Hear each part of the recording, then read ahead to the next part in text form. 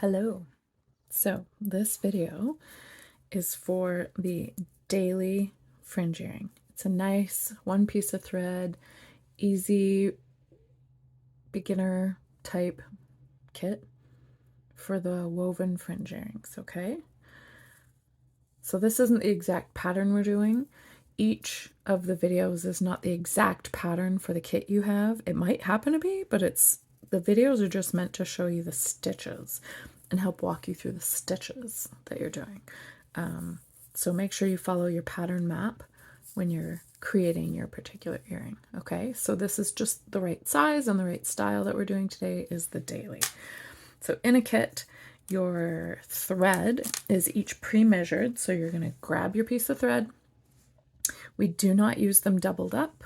It is just single in order for me to thread my needle. I forgot what I was going to call it there. I pull the thread between my fingers and then I push my needle down between them in order to get the thread on there, okay? So I pull the tail along a bit and then we're good to go. So the way that we're starting this, we're going to use the wire guards, because when you use wire guards at the top, your earrings swing quite a bit nicer. It's not required. You can have your finding, your ear hook, be right in between those two, but for the purpose of my kits, it is on a wire guard. So we're going to start with 4 beads. Most of the daily kits, those first 4 beads are all the same color, so don't panic. Starting off nice and easy. So we have all 4 beads. We're going to push them down near the end of our thread. Maybe leave about an inch or 2 of tail. Remember, your threads are pre-measured, so you don't want to have like a really long tail because you might not end up having enough thread at the other end. So I'm doing a really short tail here because you may not know this, but I've already started this video once and had to cut it up. Now you know. So I did a little knot so that my beads are all sitting paired up here. I am going to go up through the 2 beads next to where my knot is, because I'm going to add my wire guard. So with wire guards, it's a tube on each side and a ditch around the top, okay? So I've put my needle through the one side. I just totally poked myself on the end of that. If you haven't been here before, there will be lots of tangents and bloopers. You are welcome.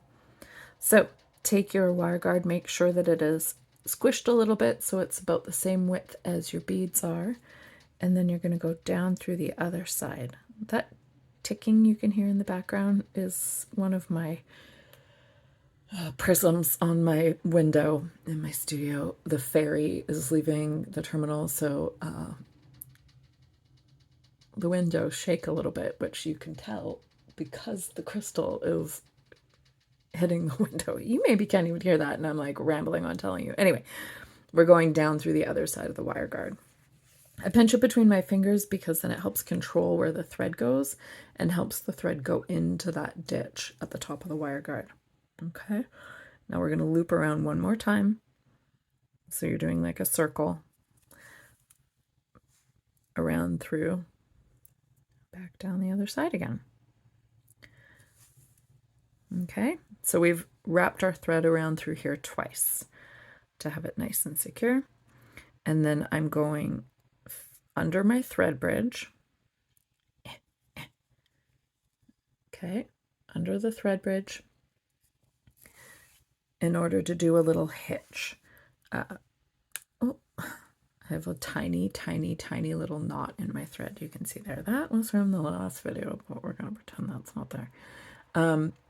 So my hitch means you leave a loop and you go through it. So then that's going to create our hitch.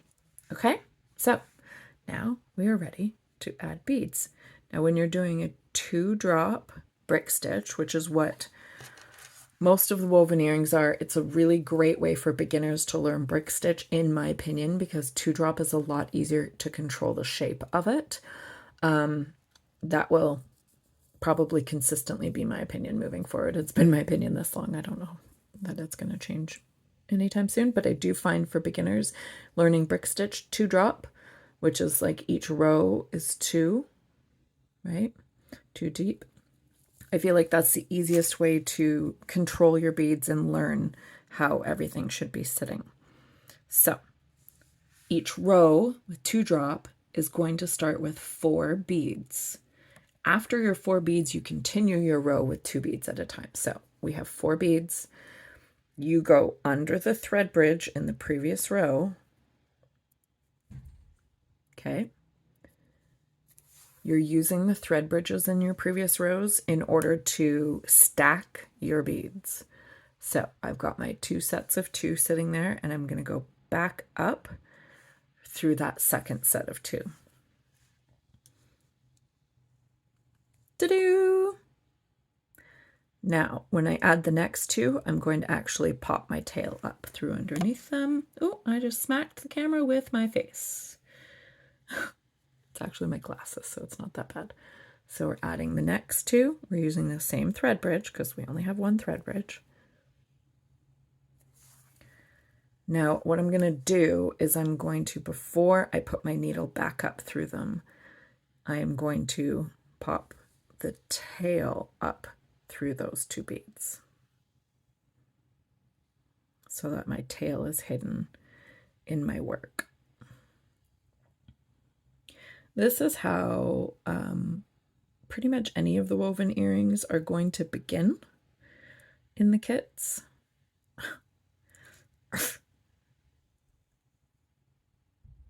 This painfully. That's how they begin. Just kidding.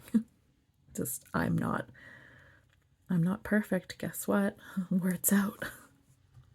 Okay, so my tail is up through the second set of 2. Now I'm going to put my needle up through the second set of 2 and finish my little loop to secure them. So I'm going to pull them tight, and you are in charge of the beads. They should be offset from the previous row, which is why it's called brick stitch. Okay, so you can see that they're laying offset from the row before. So each row again starts with, that's right, 4. I could hear you. I could hear you from here. So we're starting with 4. We're going through the closest thread bridge on this row. I have my tail kind of pinned underneath my finger to control it. I am now going to put that tail up the second set of beads just to kind of have it on the inside of my work instead of on that outer row this time. Okay. And now I'm going to go up through that same second set of beads, pinching it between my fingers to kind of help control it. Now we add 2 beads at a time after that first set of 4. We're going to go to the second thread bridge and add our 2. My tail got caught there, and I don't want my thread bridge looped around it, so I'm going to fix it now. I'm going up through those 2. Okay, and then I'm adding 2 more, and we're using the same thread bridge. So I went in between these beads. Sometimes it's easier to just stick your needle between the beads and then drag it up towards the top. Again, that's that little thread. That's a little knot in my thread. We're pretending it's not there. Okay, and I go up through those 2 beads again. Pull it snug. Da, da, da, da. So you can see we're starting to have everybody align. I'm just going to check my pattern to make sure, because I think this next row is where I actually change some bead colors. Tis! Okay, so now when we grab our 4, because each row starts with 4, the pattern I'm following, I actually have a different color in there. Doo-doo-doo. I know, right? So again, you're pulling your 4 tight, you're going up through, and it's important to keep your tension snug in the woven section, because otherwise you're going to be really pulling these thread bridges and you're going to create some gaps. So you really do want to make sure that your piece is nice and snug the whole time. Sometimes people find that their beadwork curves, so it will get tighter on the edges than the middle section. Cull your beads as you go. Find ones that are slightly thicker or wider than some of the others so that your edges are a little bit taller. That will help your beadwork even out across the end. The other thing is you are in charge of your beadwork. So because you are in charge of your beadwork, you're going to make sure that you're always paying attention as you're picking up your bead colors. Okay, and you're paying attention to what size beads and how that they're all sitting together. So again, I went through my thread bridge, coming back up through my beads and making sure that I'm paying attention to the colors that I'm picking. Does that match my color map? Am I picking them up in the right order? We all make mistakes as we're going. The main thing is before you go back up through your bead, you're looking at your beadwork and you're looking at your pattern and making sure that they match up. So I'm going to hide my tail one last time in my beadwork, and after this, I'm actually going to cut the little tail short. So going up through my beads. I'm going to wait till I'm done my row, and then I'll chop off the little tail. So I just have my 2 more beads, and I'm making them a little bit taller beads, a little bit thicker beads than the other ones, to shore up the outside of my piece so that everything lines up nicely. Instead of having a curve in my beadwork. When beadwork is only 7 beads wide, you probably won't run into a bunch of a curve, but just to make sure. So I have my little tail end there that I want to make sure I cut off. So I'm going to go boop, and he's going to be gone eventually. Yeah, totally gone. There you go. Okay. So again, making sure I'm in charge. The beads are lined up. And then I'm doing my next row. So on this row, again, we start with 4 every single time that we're doing a 2 drop. Pulling them nice and tight through there. I'm going to hide that little tail end up between my beads. And picking up another 2 beads. I don't like the way that one looks, so we're going to get rid of him. Okay, so 2 at a time, you're using the thread bridge in the row before to secure exactly where it's sitting. Back up through, so you can see what we're doing is looping around and stacking our beads. Okay, so this daily earring, we go until it's 7 beads wide, and we're making sure our pattern is lining up. We're picking up the right colors. We only have 1 more row after this, and then we are done the chopper. So your second to last set and your last set share the same thread bridge. So the first 4 beads and the last 4 beads all share thread bridges. When you're first putting on the first 4, they're on that first thread bridge, and then the last 4 are on the same thread bridge. Okay, so our last little row here, I'm picking up the 4 per my pattern. And through that thread bridge, pulling it down, making sure it's nice and snug when I pull my thread through. Okay, and then my next 2 beads through that thread bridge and back up. You guys getting the gist of it? And yeah, I like those 2.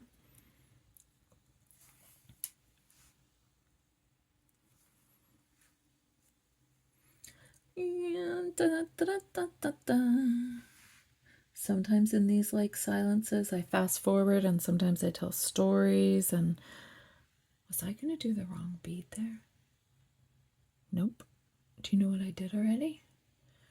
Did I do the wrong bead? No, I'm doing the right bead. Am I doing the right bead? I'm not doing the right bead, guys. Okay, this is good for you to see that I made a mistake. So I have to back my beadwork up, which is good for you guys to see. So I took my needle off. I'm grabbing the thread bridge and I'm pulling on it to get my beads off. And I need to back up to this one because those two need to be the other way around. See, this is why you have to pay attention as you go. I don't suggest talking to people while you're beading. Okay, so I was supposed to have those this way around. Like that. This is going to make a huge difference on how my piece looks at the end. Oy. There we go. Now we're back on track. Yep. Did I mention I'm a professional? Okay, now that looks right. Now we've got our little moon shape. It was gonna have a lot of personality if I left it the other way, which, you know, I could have done. I didn't want to. So we're gonna, you know, follow the pattern. So that's what we're doing. We're following the pattern. Okay, so last two. And now we get to do the fringe, which is fun. So that's the topper of our daily, making sure that it's sitting how I want it to sit with our cutie little moon. It's nice and snug. And again, I'm just going to make sure I know what I'm doing with my pattern. Oh, yeah, I do. Okay. So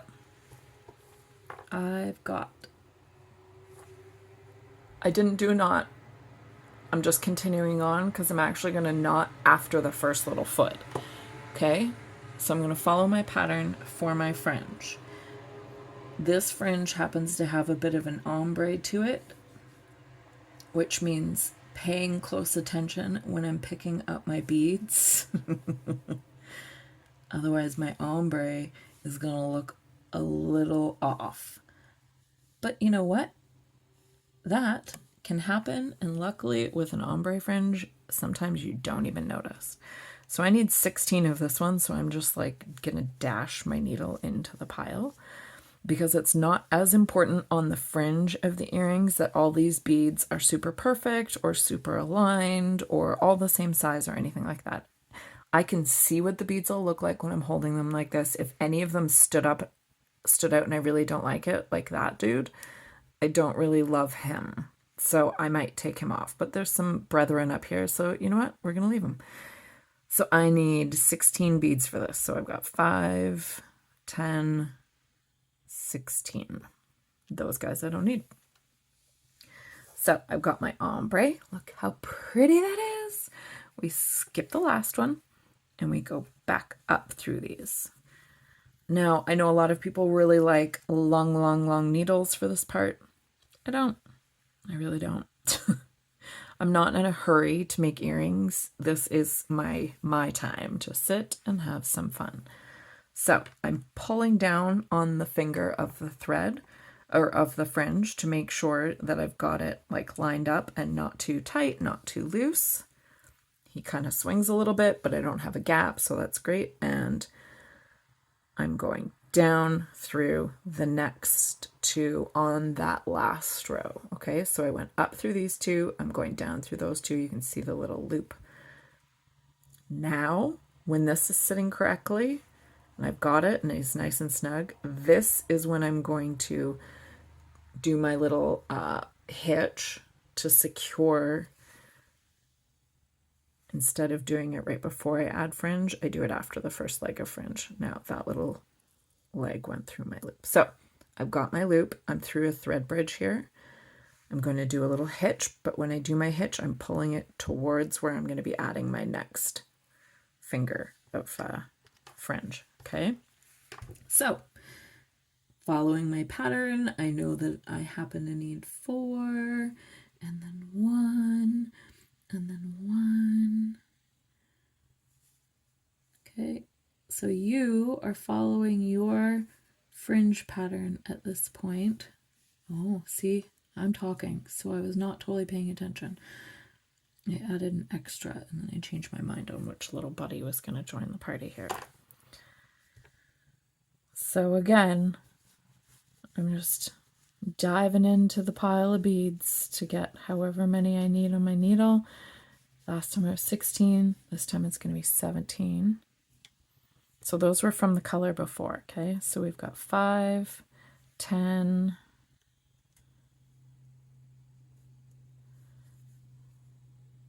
15, 16, 17. So we're going to ditch those guys, push this up. See how that's forming? Nice little ombre. Skip the last bead, and we go up through the other beads. Okay. And I'm not pulling terribly tight as I'm going up through here because I need to make sure I'm leaving room for my needle. And I'm going up through just the last row, the foundation row for our fringe. Okay. So as I create each little fringe tail, I'm pulling down on him a little bit and up with this finger a little bit, okay? There we go. I like how he's sitting. Down through the next 2. Okay. And I'm making sure I'm looking at the same side of my beadwork each time so that this little seam that I'm going to be creating with these thread bridges are all on the same side. Making sense so far? So I'm picking up my next bunch of beads for the next fringe tail. And then I'm creating my ombre. I'm being a little bit picky here as I'm going, and that's totally up to you. These iris beads, they're so fun for creating ombre with because they kind of all blend together when you're sitting and trying to make an ombre. That works really, really well. The iris on some of them or the AB finish on other ones, just they look so good together. I love playing with the color. Okay, now again diving into our bead pile to get these ones on there. I don't love my bead piles blending together, so I'm kind of just trying to create a little bit more of a space between my bead piles here. So I needed 16 to finish this one, 17 to finish that one. I need 18 to finish this one. So we've got 5, 10, 15, 16, 17, 18. Drop those, push them down. We're skipping that last one. Going part way up. So you get the idea? All right, I am going to meet you going up through that last row. Doo-doo-doo.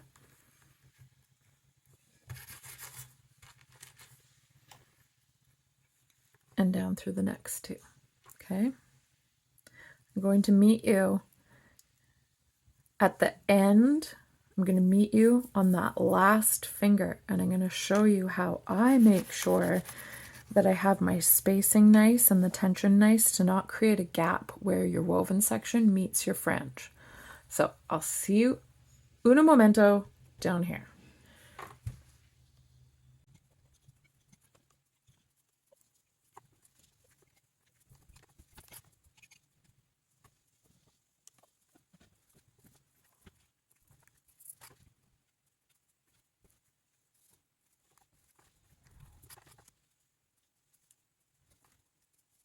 Okay. On my last little bit here, 1, 2, 3. So my last little leg of fringe, going back up through it like I did with the others. And when I go back all the way up and through my last little side, my last little foundation beads, before I tie anything off, before I'm like done, I'm making sure, so I'm pulling this to my right a little bit taut, putting my thumb, placing my thumb on it. You can see when I pull it taut, this guy lifts up. Doot, doot, doot. I'm rolling them between my fingers, and I use a piece of upcycled suede. So this used to be, I think it was a skirt or a jacket from the thrift store. So I'm pulling it up, and I do this the whole time with each little finger of this as I go to make sure that everything's nice and taut, but it's not so tight that it won't swing, okay? Because you want movement in your fringe. That's why we like the fringe. Otherwise, you could just make this all out of square stitch. So I've got that nice and taut the way I like it. Now, to finish off this piece, I am going back down through just the 2 in the foundation row. I'm pushing the fringe down with my finger so that I'm not going through any of the fringe pieces yet. Oh, very often thread likes to just be like doing what it wants. So I've still got my tension on that side. Your thread will relax a little bit afterwards, as long as you're not having crazy tight tension. So I'm going through that thread bridge that is between my 2nd and 3rd fingers. Now this is the end of my woven piece, is like right here, okay? So I'm going through that. I'm creating a little loop, just like all the other times, a little hitch. Around that, I'm pulling towards that 2nd finger, so that it lines up with the 2nd finger, and then I'm going down through those beads. Doesn't really matter how many, do like a 1/2 inch or inch worth of beads. And you're pulling it down, and that's my little tail that I'm going to, I almost cut the actual leg of fringe. That would have been on par. So I'm pulling it towards me, cut it nice and tight, and that, my friends, is how you make the cute little daily fringe earrings. Da, da, da, da. Look at that ombre. So when we're attaching our top piece there, I have to actually grab one of the earrings. I like using lever backs because the lever back has a spring close on it. And then that way I know I can dance around and have all my shenanigans and it is not going to pop out. So if you want, when you're making this piece, if you don't have needle nose pliers, you're not that far along yet in your jewelry exploration. When you're making this top piece, you can have this sitting on there as you go, already looped around there, okay? Otherwise, I suggest your first tool would be needle nose pliers. That is a really great tool to use. So I've just rotated. You want to rotate this open, not pull it open. You want to turn it to the side to open it. I'm going to drop that on there. Oh, where's my seam? That's seam side, so we're going to flip it over because I want my seam side towards the back. And then we're going to close it by rotating it back. And then we have our little buddy. Yay! And now you just have to make the other one. Have fun.